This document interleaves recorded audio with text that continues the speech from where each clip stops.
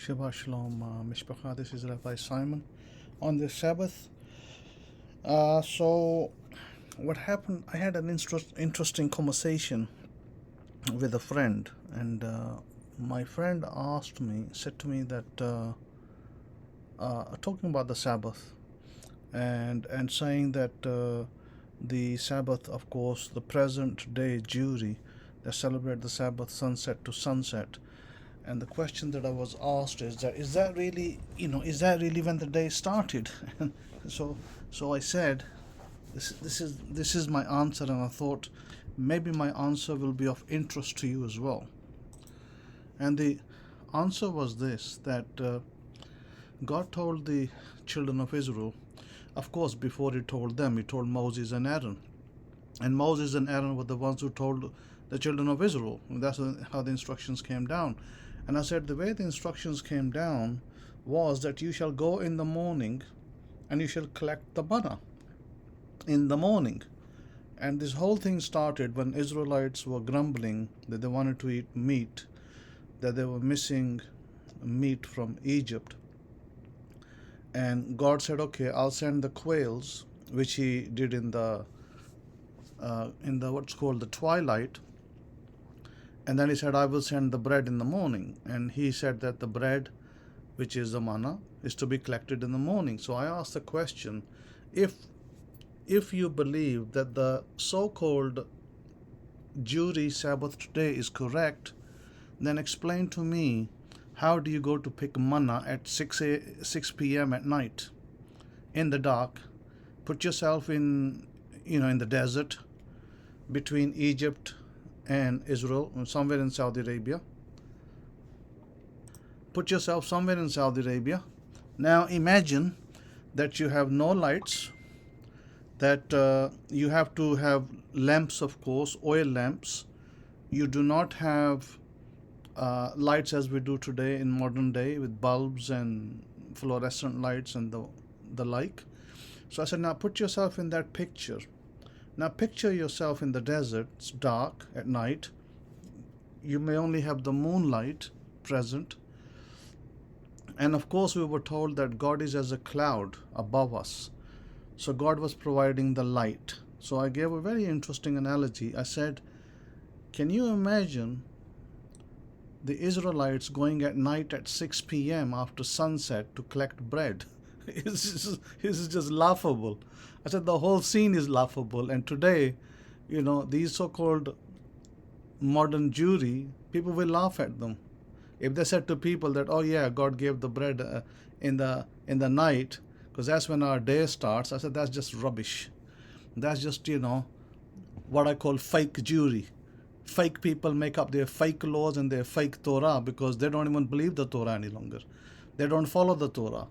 They don't obey the laws. I said, look what's happening in Israel. Are they obeying the laws? Are we to treat the foreigners like this?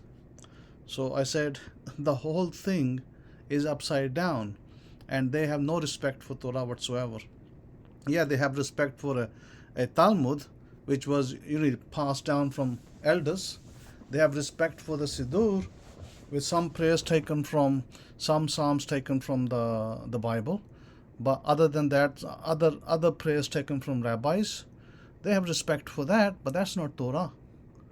That never was Torah. Where did God say to me, I have to respect and I have to obey the laws of the Talmud, or I have to obey the laws of the Siddur?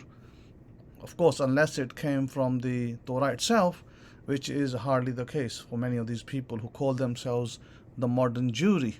And I said, so therefore, when you think for a second what it would be like if you put yourself in that situation and you say to people today that, oh yeah, we start our sunset Sabbath because, God gave us manna at night. People will laugh in your face. They'll make joke of you. They'll make fun of you. And this is why these modern Jews today have become fun of people, because of their idiotic laws that they made up through the rabbis in the late, 2nd century, 3rd century, 4th century laws, even the calendar. I said, it's just laughable.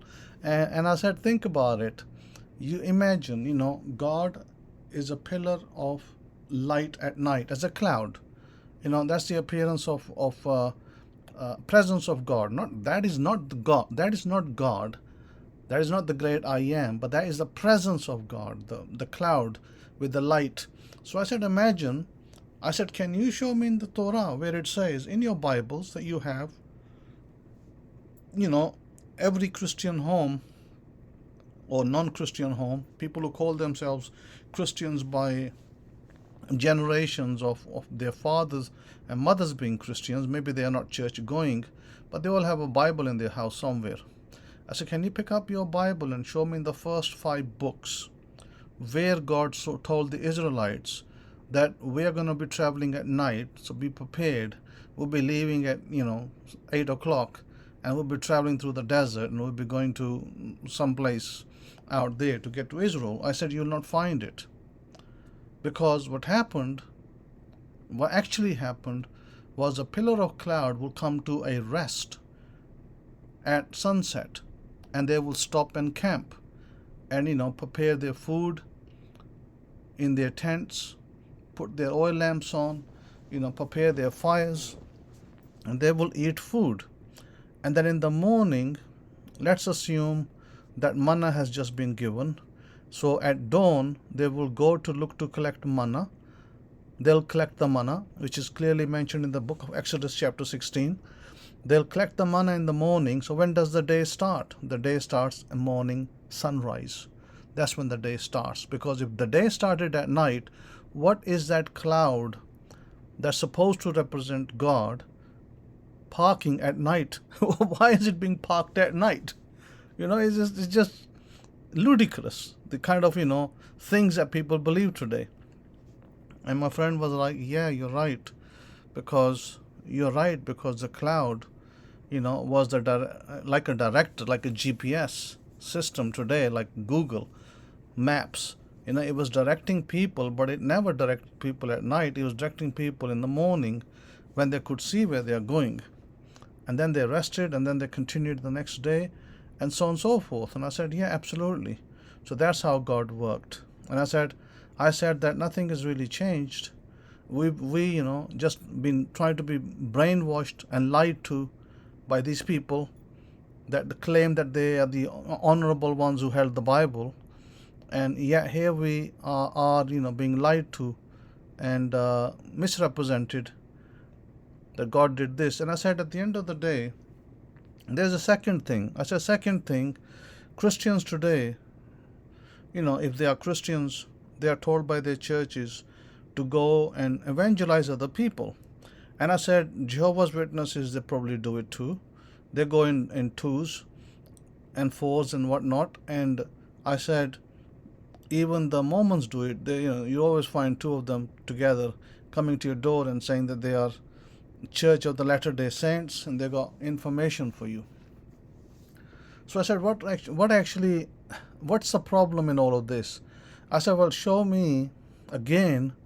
I don't need to look at the New Testament, because I'm talking about the time that God gave the laws to Moses, and Moses wrote them down. That's the period, and that's what they call the Torah, the 5 books of instructions. So in these 5 books of instructions, where does God say to Moses, go in 2s and preach the gospel to the nations? Do you find anywhere where I or my forefathers have been commanded to go out, knock on people's doors, give leaflets, let them know about the so-called gospel in quotes, meaning Torah, if you can call it the gospel, Torah in quotes, and you will not find such an item. You will not find such a list. And if you said to me, oh, but it was Jesus who said, Yeshua, Jesus said that you are to go and preach to the nations. I said, exactly where does that say that? I said, you're going to point to me, Matthew 28. I said, the only problem here's the problem with even that one. 2 problems. Number 1, they are contested passages. I said, if I hadn't translated the Bible, I would not know this. I said, which one you want to pick up, the Greek the Aramaic, the Hebrew Matthew, or the church history or Jewish history? Which one do you want to pick up? And I said it's like the Sabbath argument. If you pick up the Jewish encyclopedia today, modern Jewish encyclopedia, that will tell you that the priests never started their day at sunset. They always started their day at sunrise. They, by their own mouths, admit that we never started our day at sunset. So now let's talk about the Jesus saying that Jesus said, go and preach to the world. I said, first of all, how can Jesus bring a new commandment that doesn't exist in the Torah? If it had to be said, it has to be said in the Torah by God to Moses and Aaron that you have to send people out to the world and convert them. And we find none. We find deafening silence, because God did not tell us to go to preach to your neighbor, go to preach to the next nation, send out missionaries. So all this is garbage. This garbage is not present in our holy books. So I said, let's coming back to Jesus' statement. If Jesus was somebody who's from the Hebrew people, tribe of Judah, brought up in the Hebrew people, Hebrew way, went to study in a synagogue, studied the Torah, first 5 books, spent time with the teachers, and was brought up. Where do those books say that you have to go and preach 2 by 2? Again, they don't say that. So let's assume for a second that Jesus grew up and became a renegade, and he then told the people, no, forget about all of that. That's all nonsense. It's all past, legendary material. No, I don't believe in that. No, today you have to go in 2 by 2s. I said, Jesus never said that. Because those passages that you take as gospel for yourselves from the book of Matthew 28, even there are certain chapters of Mark that you take as gospel, never existed. In the form that you read them today, those passages are highly contested. In fact, whole chapters of the book of Mark are missing. And what about Matthew chapter 28? There are a number of variants in Matthew chapter 28 that don't agree with each other, let alone agree with what God said in the Torah. So I said, therefore, you got to be very careful. And I said that I have never said this to anybody, that you have to print leaflets, you have to take the message in your street, in your town, and give it door by door. I said, I have never preached it, and I have never taught it. You will not find it in my history where I tell people that you have to go out to the neighbor and knock on his door and tell him, hey, Jesus saved you, so therefore you have to believe what I tell you. I said, why? Because it's insulting to go to your neighbor and try to preach down to him and shove the Bible in his throat when we are not commanded to do such a thing. I said the covenant was given to us, the real people of the books, the real chosen people. The covenant was given to us. It wasn't given to the Khazarian Jews. It wasn't given to some other Jews. It was given to us. It wasn't given to Ukraine Jewry that became converted and today claims to be the chosen when they are not. So I said, we have fake Jews like Zelensky. He's another fake Jew. So I said, it wasn't given to Zelensky and his lot. He actually converted, his forefathers converted into a new faith that was our faith back then. So I said, this is a problem. The problem is we have so much fake information out there that people don't know what is right and what is wrong until somebody points it out with enough knowledge, history, that they can tell you, oh, no, it's not like this, it's like this. And then people come to know it. I said, can you imagine Moses going in the desert with these 2 million people, and they, have to stop at night on Friday night and start their Sabbath at sunset and they can't travel till the next sunset. Can you, what blindness and idiotness this is. I said, do you think Moses will stop 2 million people on Friday night and say to them, you cannot go anywhere till Saturday night? And then where they going to go Saturday night when it's all dark? When they got these, oil lamps in their hands, and it's desert, and they could be roaming wild animals, and these people are these are families with children, little children. Do you think they're going to put risk their lives in the desert in the dark like that, with there's snakes, scorpions? Imagine the stupidity that you are asked to believe. It's just not possible. So my friend was, yeah, you're right. I said, this is why me, whether you believe in the Torah or don't believe, I am not going to be preaching you, shoving the Bible in your throat and saying that you have to believe this because I believe it. I said, simply, I accept the fact that we were the ones who received the covenant, and if anybody wants to receive it, sure. She said, but what about the people who come to you? I said, sure, the people who come to us, who desire to be like us, they can convert into the covenant, they can accept it, and they can carry on with us. But those that are I'm not asked to go to my neighbor and force him to believe and convert his family. So I'm sorry, I'm not asked to do that. So why would I do that? That just simply be like telling somebody that I'm better than you and you have to be like me. And I said, we're not commanded such things. So we can't do that. So that's how the conversation went. So coming back to the new covenant or Jesus' words were no different to the words of Moses technically, because Jesus left with two main commandments. He summed up everything. And note that Jesus did not say that you have to go and preach to the nations. That wasn't one of the commandments, by the way. Jesus summed it up in two. He says, love your neighbor as yourself. That was one of them. But he said the highest he said, is love thy God.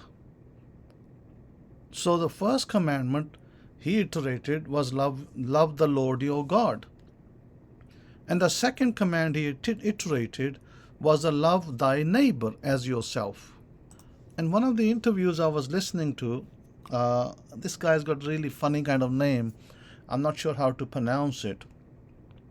The guy who speaks about the Ho'oponopono prayer, the Hawaiian guy, I think he's passed on now, but he's got a very kind of hard to pronounce name.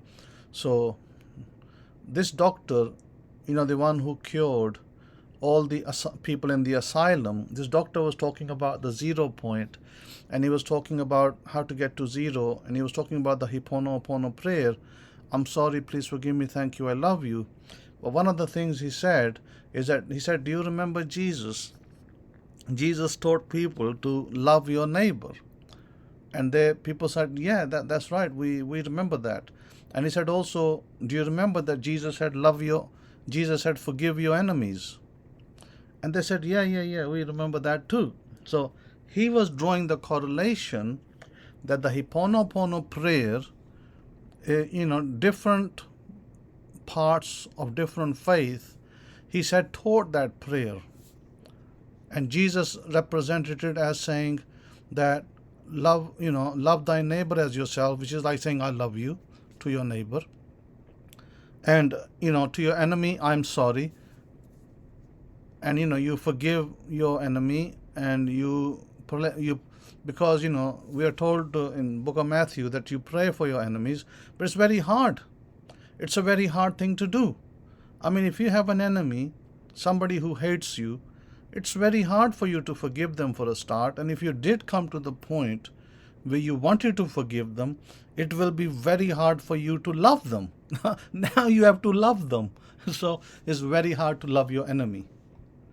So even though Jesus makes it very simple, it's very hard to do. And sure, the Ho'oponopono prayers principle that this doctor, again, I don't want to say his name because I may mispronounce it. I don't disrespect the man. So this doctor, Hawaiian doctor, was saying that when you are doing the Hiponopono prayer and you sit down and you recite it, whatever number of times you do, he was saying that, and the people are asking, but how do we and why do we and all this, and he's like, no. They're saying, are we deleting? Are we removing past sins? And he said, no, it's not like this. He said, imagine it's data. It's data that you have in you, and it's the data in the opposite person. So he explained it like this. He said, a woman in Africa giving birth may have a hard time giving birth. She may have a difficult time, and that's because of you and me, because the data that we hold. But when we do the Hiponopono prayer, then it removes the data from you, and it removes the data from her, and it's easier for her to give birth. So in essence, really, I would say that Yeshua was very, very advanced in his teaching, because Jesus taught you, before even we knew about Hiponopono, Jesus taught you that you have to forgive your enemy, that you have to love God, that you have to love your neighbor, meaning that you're already taught to say, I'm sorry, even though your ego doesn't want to, but you're taught to say you're sorry. And then your ego doesn't want to, but you have to say, I love you, to your enemies and to your neighbor. And maybe you don't want to say it, but you're asked to.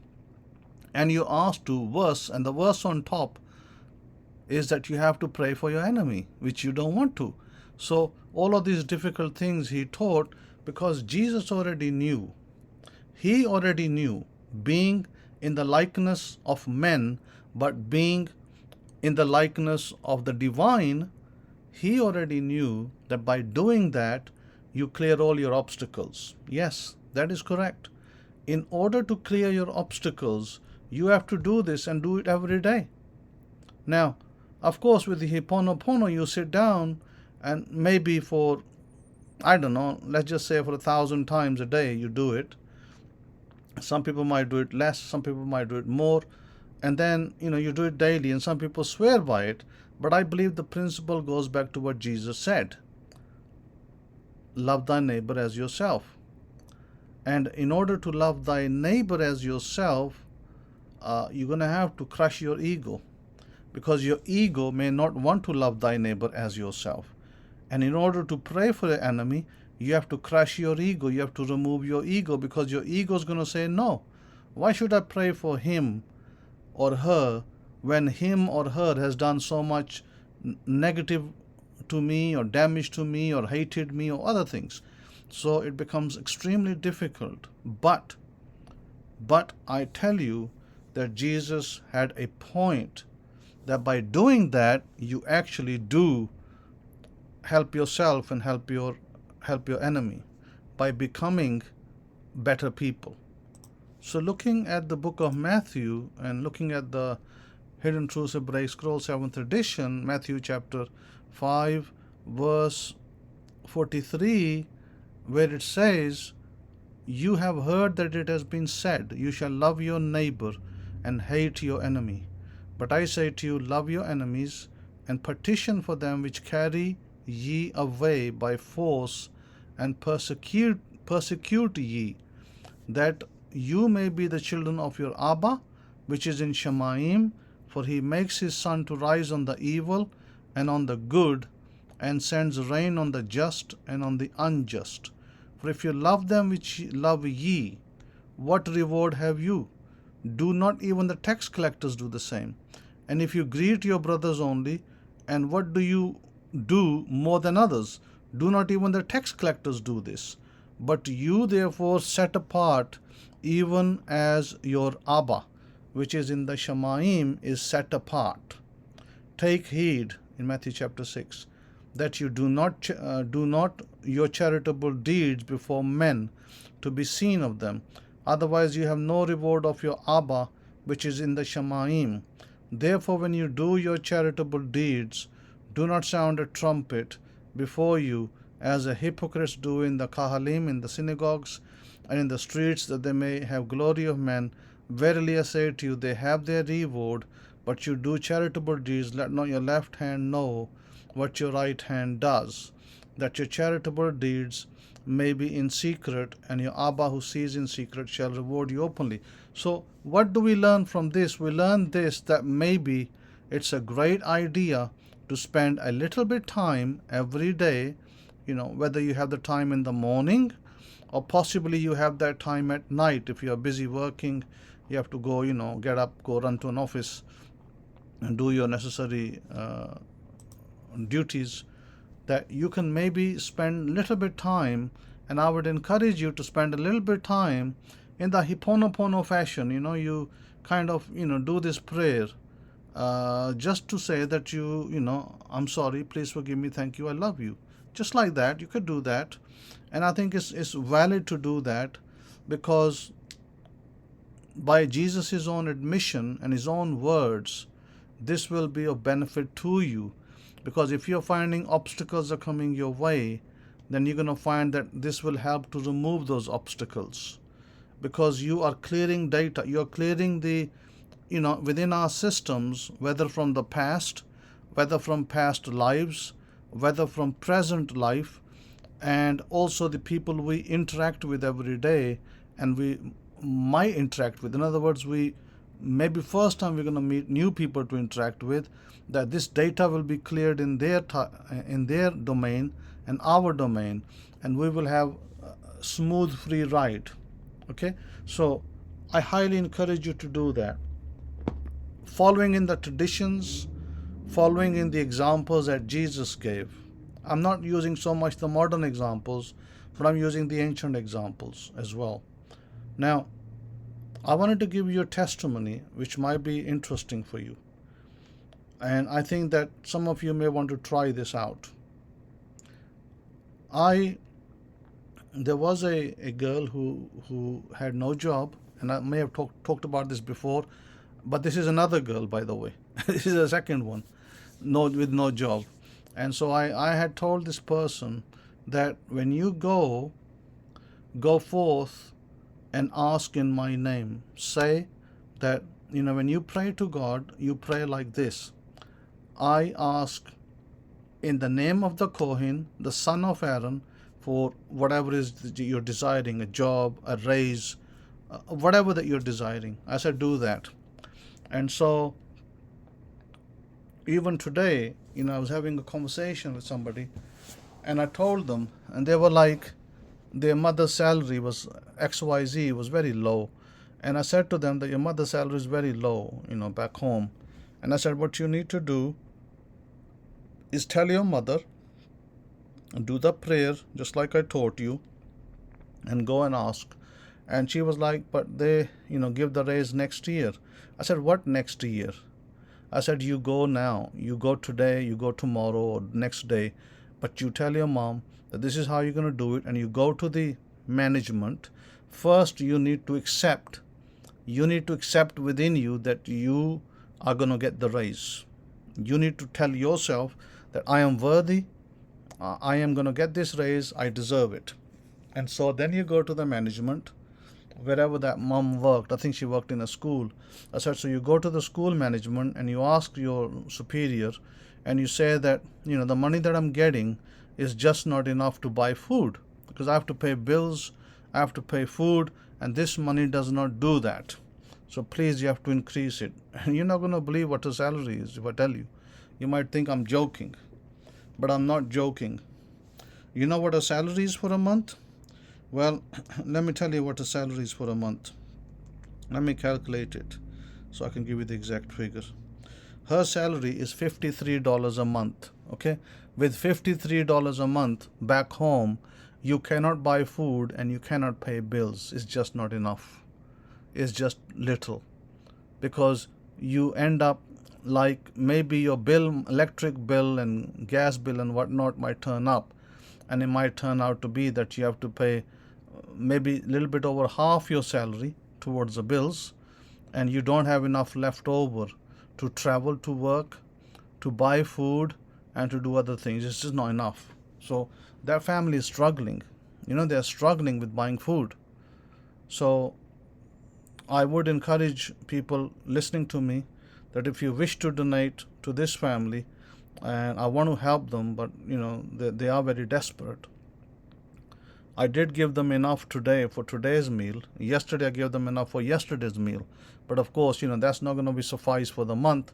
So if you want to assist this family, I'd suggest that you give, I'm not going to ask you too much money for this family. I think that maybe around $70 to $80 will be a good stipend for their rolling month, for them to buy food.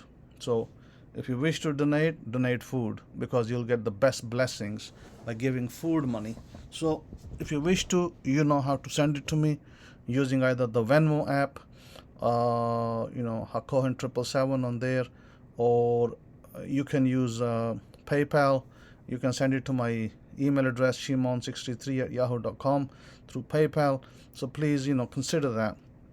Anyway, so I told her, I said, tell your mom to go to the whoever and ask, but tell her to ask in my name first.